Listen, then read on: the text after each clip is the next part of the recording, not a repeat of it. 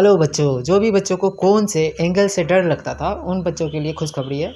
खुशखबरी क्या कि हम लोग इस तरह से एक्सप्लेन करेंगे कि आपको सारी कौन जो भी एंगल्स है वो इस तरह से समझ में आएगा जो आप ज़िंदगी भर नहीं भूलोगे। ये क्लास 8वीं 9वीं 10वीं 6वीं यानी कि 6 to 10 तक के बच्चों के लिए ये उपयोगी है।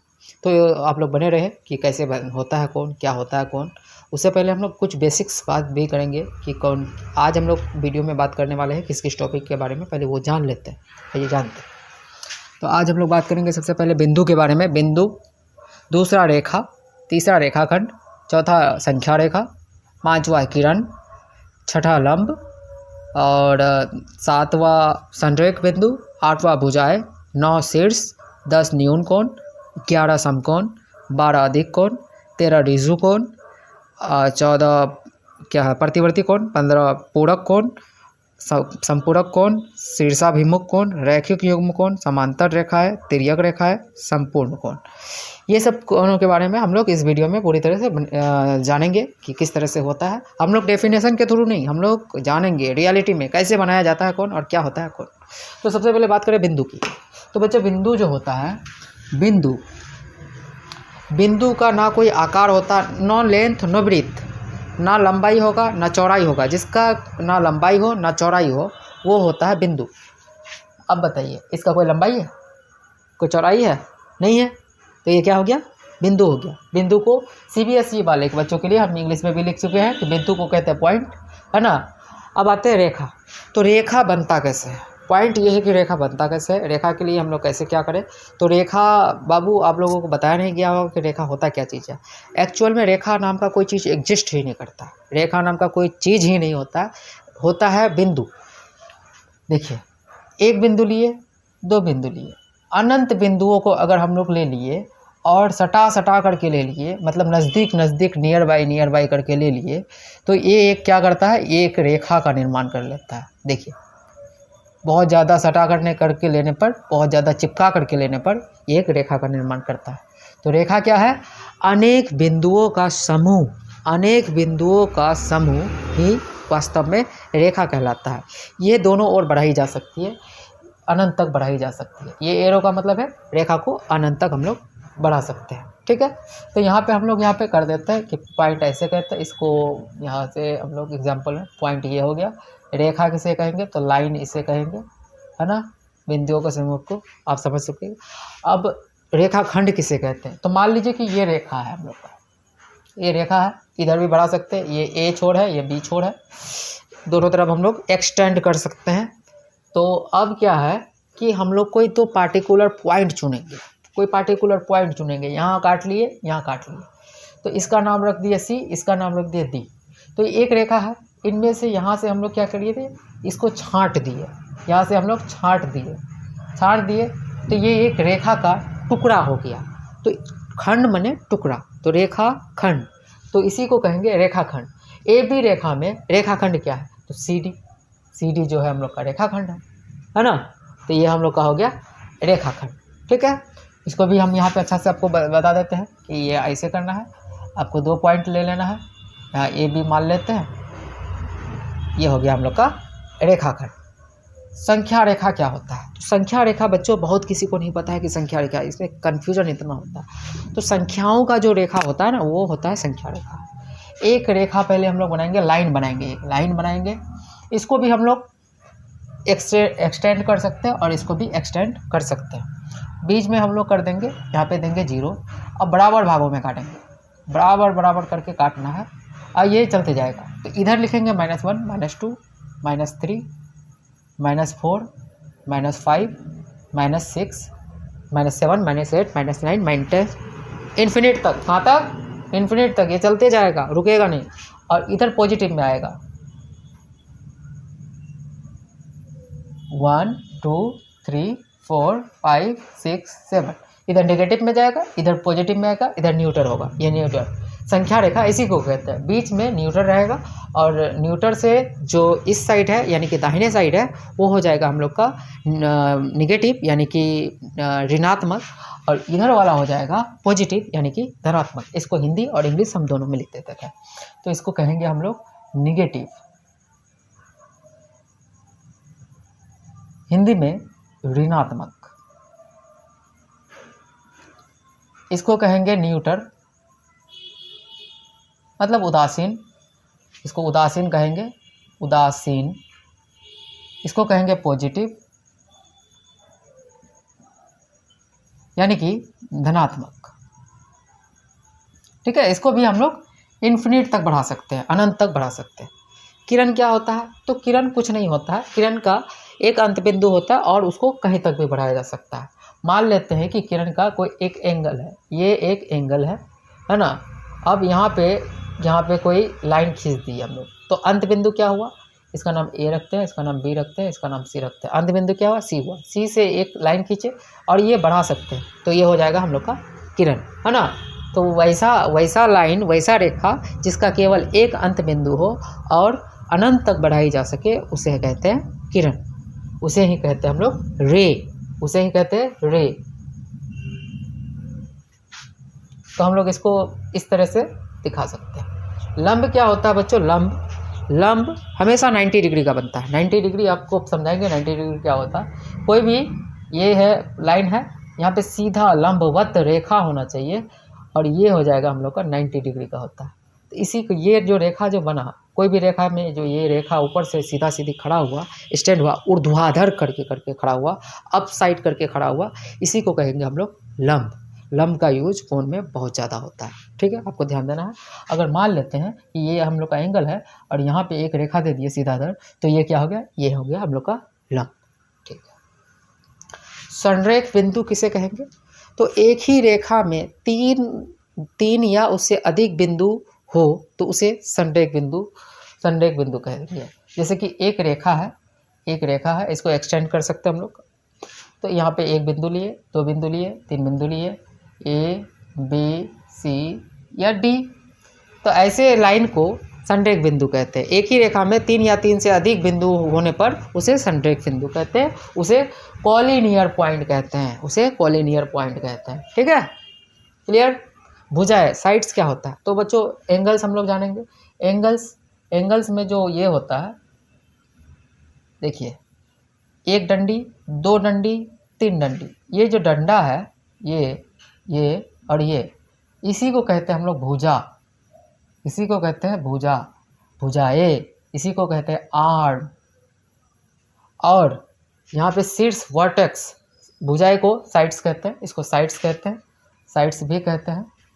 और ये जो कोण है, जो बिंदु अंत बिंदु होता है, इसी को कहते हैं शीर्ष। और शीर्ष कोण ही हम लोग सीबीएसई में वर्टेक्स कहते हैं। ठीक है, इसी को हम लोग वर्टेक्स कहते हैं। क्लियर। वर्टेक्स कौन सा हुआ? कितने वर्टेक्स है? एक ट्रायंगल में कितने वर्टेक्स है? 1 2 3, 3 वर्टेक्स। कितने साइड्स है? 1 2 3, 3 sides. Is that clear? Screenshot ले लीजिए। चलिए आगे बढ़ते हैं।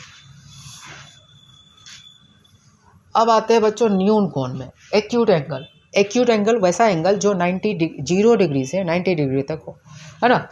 वैसा कोण, वैसा एंगल जो 0 डिग्री से 90 डिग्री तक हो। तो यहाँ पे हम लोग एंगल बनाते हैं, कोई भी एंगल, तो यहाँ पे एक पहले लाइन होना चाहिए एंगल बनाने के लिए। तो अब यहाँ पे 90 डिग्री का क्या है? ये हम लोग का 90 डिग्री हुआ, 90 डिग्री का हुआ। यहाँ 0 डिग्री हुआ, तो 0 से 90 डिग्री तक का जो, यानी कि 89 डिग्री तक क्या कहलाएगा? 0 से 89 डिग्री तक हम लोग का कहलाएगा न्यून कोण, एक्यूट एंगल। 0 से 98 डिग्री, यहाँ लिख देते हैं 0 to 89 डिग्री का एंगल को एक्यूट एंगल और न्यून कोण कहते हैं। ठीक है, 0 से, और 90 डिग्री हो जाएगा तो 90 डिग्री का हो जाएगा तो वो हो जाएगा हम लोग का समकोण। जो 90 डिग्री का जो कोण होता है, यानी कि बिल्कुल बीचों बीच सीधा खड़ा होगा, जो 90 डिग्री का कोण होगा वो हो जाएगा हम लोग का समकोण। ठीक है, उसी को कहते हैं राइट एंगल। तो 90 यानी कि न्यून कोण, आपको ध्यान देना है, 0 से 89 डिग्री तक ही न्यून कोण है। 90 डिग्री में राइट एंगल बन जाता है, वो समकोण बन जाता है। चलिए अब आगे देखते हैं। जो 90 डिग्री से आपका 179 डिग्री तक का जो भी एंगल बनेगा वो हो जाएगा ऑब्ट्यूट एंगल और अधिक कोण। जो भी एंगल 0 डिग्री से यहाँ 180 आएगा, 180 आएगा, तो यहाँ 179 डिग्री तक जो भी बनेगा वो हम लोग का कहलाएगा ऑब्ट्यूट एंगल या फिर अधिक कोण, उसी को कहेंगे अधिक कोण। क्योंकि 180 डिग्री को बोल सकते हैं? नहीं बोल सकते। 180 डिग्री को हम लोग अधिक कोण नहीं बोल सकते, क्योंकि 180 डिग्री के कोण को कहते हैं हम लोग स्ट्रेट एंगल। 180 डिग्री के एंगल को कहेंगे हम लोग स्ट्रेट एंगल, है ना। तो यहाँ पे डायरेक्टली लिखेंगे 180 डिग्री के एंगल को कहेंगे स्ट्रेट एंगल। प्रतिवर्ती कोण किसे कहेंगे? प्रतिवर्ती कोण वैसे कहेंगे जो 0 डिग्री से लेकर के 359 डिग्री तक हो। देखिए एंगल इस तरह का होता है, सब कंप्लीट एंगल इस तरह का होता है जो कि 360 डिग्री का होता है। ठीक, 360 डिग्री का होता है। तो यहाँ से हम लोग अगर 0 से स्टार्ट करें, यहाँ 359 आएगा, तो ये हो जाएगा हम लोग का प्रतिवर्ती कोण। प्रतिवर्ती कोण को क्या कहते हैं? Reflex angle. ठीक है, 0 डिग्री से 359 डिग्री तक के कोण को हम लोग कहेंगे रिफ्लेक्स एंगल और प्रतिवर्ती कोण। तो ये हो गया हम लोग का यहाँ पे क्लियर। अब आगे देखते हैं पूरक कोण। तो पूरक कोण जब दो कोण मिलकर के कोण ए प्लस कोण बी मिलकर के 90 डिग्री हो, तो उसे हम लोग कहेंगे कॉम्प्लीमेंट्री एंगल और पूरक कोण। फॉर एग्जांपल ले लेते हैं कि कोई 40 डिग्री का एंगल है और कोई 50 डिग्री का एंगल है, तो ये दोनों मिल करके क्या बनाएगा? 90 डिग्री बनाएगा। तो ये हो जाएगा हम लोग का कॉम्प्लीमेंट्री एंगल, पूरक कोण। ठीक है, संपूरक कोण किसे कहेंगे? तो कोई ए और कोई बी, दो एंगल मिल करके 180 डिग्री का बनाएगा, उसे ही कहेंगे सप्लीमेंट्री एंगल। फॉर एग्जांपल कोई 70 डिग्री है या फिर कोई 70 अगर माइनस करते हैं तो 110 डिग्री का कोई है, तो ये दोनों मिलकर के 180 डिग्री है। तो ये हो जाएगा हम लोग का सप्लीमेंट्री एंगल। यानी कि जब दो कोणों का योग 90 डिग्री हो उसे कॉम्प्लीमेंट्री एंगल यानी कि पूरक कोण कहते हैं। दो कोणों का योग कितना भी हो, चाहे 35 हो, 35 और 55 हो, मिलाकर के 90 हो, वो भी पूरक कोण कहलाएगा। और जो दो कोणों का योग मिलकर के 180 डिग्री हो, उसे हम लोग कहेंगे संपूरक कोण। क्लियर है कॉन्सेप्ट? स्क्रीनशॉट लीजिए इसका। अब आगे बढ़ते हैं। आगे क्या है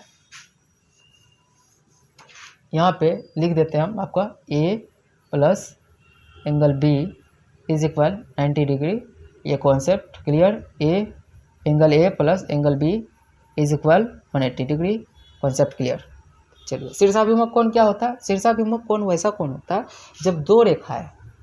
जब दो किरणें, दो रेखाएं आपस में प्रतिच्छेद करती है, काटती है ना, काटता है एक दूसरे को। तो यहाँ पे क्या बना? एंगल बना। यहाँ एंगल वाला, यहाँ एंगल बना। तो ये जो एंगल होगा आपस में बराबर होगा, है ना। ये वाला एंगल बराबर होगा। अगर ये एंगल होगा 45 डिग्री का, तो ये भी एंगल होगा 45 डिग्री का। ये एंगल होगा 60 डिग्री का, तो ये भी एंगल होगा 60 डिग्री का। टोटल एंगल हम लोग का तो यहाँ पे बनना चाहिए जितना भी बनना चाहिए। तो कहने का मतलब ये है कि आमने सामने का जो एंगल रहेगा वो दोनों जो रहेगा इक्वल रहेगा, बराबर रहेगा। वैसा ही एंगल जो कहलाएगा शीर्षाभिमुख कहलाएगा, वर्टिकली अपोजिट एंगल कहलाएगा, वर्टिकली अपोजिट एंगल कहलाएगा। फिर से समझा दे। देखिए, जब दो लाइन्स हो, कोई भी लाइन से ले लेते हैं, एक लाइन, दो लाइन। अब यहाँ पे एंगल बना, मान लेते हैं इसका वैल्यू 20 डिग्री है, तो इसका जो अपोजिट रहेगा उसका भी वैल्यू 20 डिग्री होगा। इसका वैल्यू है मान लो 40 डिग्री, तो इसका भी वैल्यू 40 डिग्री रहेगा। तो यही कहलाएगा वर्टिकली अपोजिट एंगल, जिसके अपोजिट साइड में जो भी एंगल इस साइड का रहेगा, जितना वैल्यू इस साइड का रहेगा उतना ही वैल्यू उस साइड का रहेगा। यही कहलाएगा वर्टिकली अपोजिट एंगल। इसी को कहेंगे शीर्षाभिमुख कोण। ठीक है, चलिए इसका हो गया। रैखिक युग्म किसे कहते हैं? तो एक रेखा हम लोग यहाँ जाने थे कि 0 से 180 डिग्री तक का कोण बनता है, एक तरफ 180 तक।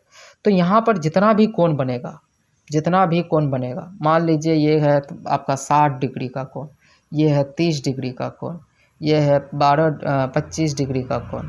तो कितना हो गया 60 30 90 90 और 25 115 115 115 180 में 115 अगर माइनस करेंगे हम लोग कितना हो जाएगा 115, तो यहाँ पे हो जाएगा 5, यहाँ हो जाएगा 7 7 नहीं 6 और ये हो जाएगा ख़त्म, यानी कि 65 डिग्री, है ना।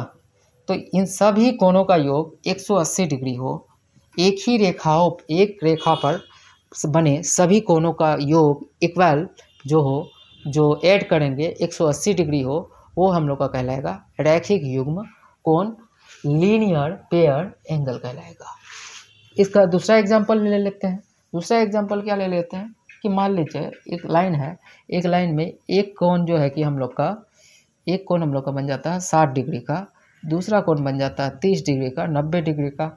अब बचा कितना 90 डिग्री, इधर बचा दिया 90 डिग्री, तो एक ही रेखा पर बना कोणों का योग 180 डिग्री होता है। इसी को कहते हैं लीनियर पेयर एंगल, यानी रैखिक युग्म कोण। ठीक है। अब आएंगे समांतर रेखा है, वैसा रेखा है जिसका डिस्टेंस यानी कि दूरी हमेशा सेम रहे। जैसे एक रेखा लिए, दो रेखा लिए, यहाँ 1 मीटर इसका डिस्टेंस 1 मीटर है, यहाँ भी है जो है कि 1 मीटर ही है, और ये 1 मीटर जो है ना ये अनंत तक 1 मीटर ही रहेगा, 1 मीटर से कम या बेसी नहीं होगा। तो क्या ये आपस में मिलेगा? ये आपस में नहीं मिलेगा, ये एक दूसरे के समानांतर चलेगा, एक दूसरे के समानांतर चलेगा, इसीलिए इसको कहेंगे समांतर रेखा है, इसीलिए इसको कहते हैं पैरेलल लाइंस, है ना। सीबीएसई वाले पैरेलल लाइंस कहते हैं। अब तिर्यक रेखा क्या होता है? तो कोई एक रेखा तिर्यक रेखा उसे कहेंगे, कोई एक रेखा दो अलग अलग रेखाओं को काटे उसे कहेंगे हम लोग तिर्यक रेखा। तो ये मान लेते हैं कि ए और बी, तो ये हम लोग का हो जाएगा तिर्यक रेखा। संपूर्ण कोण बच्चों आपको पता होगा 360 डिग्री का कोण को संपूर्ण कोण कहते हैं। होप ये वीडियो आपको अच्छा लगा रहा होगा। अब आगे का जो वीडियो रहेगा हम लोग का, आगे का जो कोण बचा है उसमें हम लोग को बताना है, हम लोग को जानना है संगत कोण, एकांतर अंता कोण, एकांतर बाह्य कोण, आसन्न कोण, स्वात्म कोण इत्यादि। ये सारी कोण रहेंगे, और भी सारी चीज़ें रहेंगे जो भी चीज़ छूट चुकी है। तो इस वीडियो में बस इतना ही। अगर आपको वीडियो अच्छी लगती है तो प्लीज़ सब्सक्राइब कीजिएगा, अपने फ्रेंड्स तक शेयर कीजिएगा। और हम लोगों के पास जो है कि 1 to 12 तक जो है फ्री एजुकेशन होता है, कोई भी सब्सक्रिप्शन फी नहीं लगता है। तो please do support. Thank you.